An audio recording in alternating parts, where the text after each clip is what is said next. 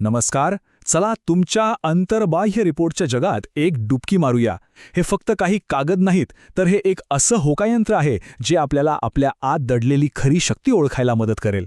तर मग उत्सुकतेकडून स्पष्टतेकडे नेणारा हा प्रवास आपण एकत्र सुरू करूया. सगळ्यात आधी ज्यांनी हे शक्य केलंय त्या IKSC नॉलेज ब्रिज आणि डॉक्टर अतुल बी पाटील यांच्या टीमला एक मोठी दाद द्यायला हवी. त्यांनी हे करिअर कंपास नावाचं एक जबरदस्त साधन तयार केलंय जे खास तरुण पिढीला त्यांच्या शिक्षणाचा आणि करिअरचा योग्य मार्ग शोधण्यात मदत करतं. तर मग आज आपण काय काय बघणार आहोत? हा आहे आपला आजचा रोड मॅप. आपण या रिपोर्टमधला प्रत्येक टप्पा अगदी सोप्या भाषेत समजावून घेणार आहोत, जेणेकरून आपल्याला स्वतःबद्दल एक अगदी स्पष्ट चित्र मिळेल. ठीक आहे, चला तर मग थेट पहिल्या भागापासून सुरुवात करूया आणि समजून घेऊया की या रिपोर्टमागे मूळ विचार नेमका आहे तरी काय. अंतर्बाह्य नावाप्रमाणेच हा रिपोर्ट आपल्या आतल्या जगाला, म्हणजे आपल्या मनातल्या विचारांना, मूल्यांना आणि आपल्या बाहेरच्या जगाला, म्हणजे आपल्या वागण्या बोलण्याला जोडतो. सोप्या भाषेत सांगायचं तर आपलं मन काय म्हणतं आणि आपल्या कृती काय सांगतात या दोन्हींचा मेळ घालून आपल्या व्यक्तिमत्वाचा एक पूर्ण आरसा आपल्यासमोर ठेवतो. आता आपण बघूया की हे सगळं प्रोफाईल बनतं तरी कसं. या रिपोर्टचे 2 मुख्य आधारस्तंभ आहेत ज्यांच्यामुळे आपलं व्यक्तिमत्व तयार होतं. हे बघा, अगदी एका नाण्याच्या 2 बाजूंसारखं आहे. एका बाजूला आहे अंतर, म्हणजे आपलं आतलं जग, आपल्याला आतून प्रेरणा कशामुळे मिळते. आणि दुसऱ्या बाजूला आहे बाह्य, म्हणजे आपलं बाहेरचं जग, आपण ती प्रेरणा लोकांसमोर कशी व्यक्त करतो, कसं वागतो. सुरुवात करूया बाह्यपासून, म्हणजे आपण बाहेरच्या जगात कसे वागतो हे समजून घेऊया. यासाठी DISC मॉडेल वापरलं जातं. या 4 मुख्य प्रकार आहेत.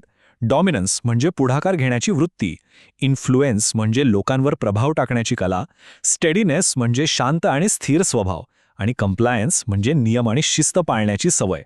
आणि आता वळूया आपल्या आतल्या जगाकडे, म्हणजे आपलं आतलं इंजिन कशामुळे चालतं.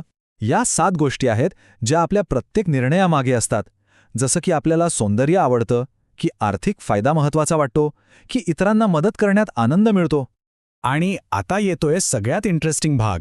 चला बघूया, जेव्हा आपलं आतलं आणि बाहेरचं जग एकत्र येतं तेव्हा आपल्या व्यक्तिमत्वाची कोणती खास रूपं तयार होतात. तर हे बघा, हे आहेत ते 4 मुख्य व्यक्तिमत्व प्रकार. या नकाशावर आपल्याला स्वतःची ओळख सापडेल. चला पाहूया, यात आपण कुठे बसतो. पहिला प्रकार आहे ऑथॉरिटी पायोनियर. हे म्हणजे टीमचे कॅप्टन, जे निर्णय घेतात, धाडस करतात आणि नवीन वाटा तयार करतात. हे असे लोक आहेत जे आव्हानांना घाबरत नाहीत, उलट स्वतःचा मार्ग तयार करतात. ह्यांच्यात एक नैसर्गिक लीडर दडलेला असतो. दुसरे आहेत कंपॅशनेट विजनरी. हे लोक सत्तेने नाही तर हृदयाने जिंकतात. दुसऱ्यांना प्रेरणा देणं, एका चांगल्या उद्देशासाठी लोकांना एकत्र आणणं ही यांची खासियत आहे. यांच्या बोलण्यात अशी काही जादू असते की लोक आपोआप त्यांच्याकडे खेचले जातात. तिसरे कस्टोडियन ऑफ ग्रेसफुल सिस्टीम्स. हे म्हणजे शांत नदीसारखे असतात. गोंधळातही शांत राहून गोष्टी व्यवस्थित पार पाडतात. त्यांच्यामुळेच टीममध्ये एक प्रकारची शिस्त आणि सुसंवाद टिकून राहतो. ते पडद्यामागचे खरे हिरो असतात. आणि चौथे ॲनालिस्ट ऑफ स्ट्रक्चर्ड ब्युटी. यांना प्रत्येक गोष्टीत एक सुसूत्रता, एक लॉजिक हवं असतं. हे लोक म्हणजे जणू काही डिटेक्टिव्ह, जे बारकाईने विचार करून एकदम परफेक्ट उपाय शोधून काढतात. त्यांना गोष्टींमधील सौंदर्य त्यांच्या रचनेत दिसतं. ठीक आहे, हे सगळं ऐकायला तर छान वाटतंय, पण या सगळ्या माहितीचा आपल्या रोजच्या आयुष्यात, आपल्या करिअरमध्ये नेमका काय उपयोग? चला आता तेच बघूया. हा रिपोर्ट म्हणजे फक्त एक थिअरी नाही, तर एक प्रॅक्टिकल गाईड आहे. यातून आपल्याला समजतं की आपली नैसर्गिक ताकद काय आहे, कोणत्या क्षेत्रात आपलं मन रमेल आणि इतरांसोबतचे आपले नातेसंबंध आपण आणखी चांगले कसे बनवू शकतो. आणि सगळ्यात महत्त्वाचं म्हणजे ही माहिती आपल्याला जितक्या लवकर मिळेल तितकं चांगलं. कारण याच्या आधारे आपण आपल्या शिक्षणाचे विषय, आपल्या आवडीनिवडी अगदी योग्य प्रकारे निवडू शकतो. म्हणजे काय तर भविष्याचा पायाच एकदम पक्का होतो. चला आता शेवटच्या आणि महत्त्वाच्या भागाकडे वळूया, जिथे आपल्याला आपल्या संपूर्ण व्यक्तिमत्वाचा एक स्नॅपशॉट, एक झलक बघायला मिळेल. हे बघा, हा बार चार्ट म्हणजे जणू काही आपल्या व्यक्तिमत्वाचा आरसा आहे. इथे आपल्याला स्पष्टपणे दिसतं की आपले गुण कोणत्या प्रकारात जास्त आहेत, आपली खरी ताकद कुठे दडलेली आहे.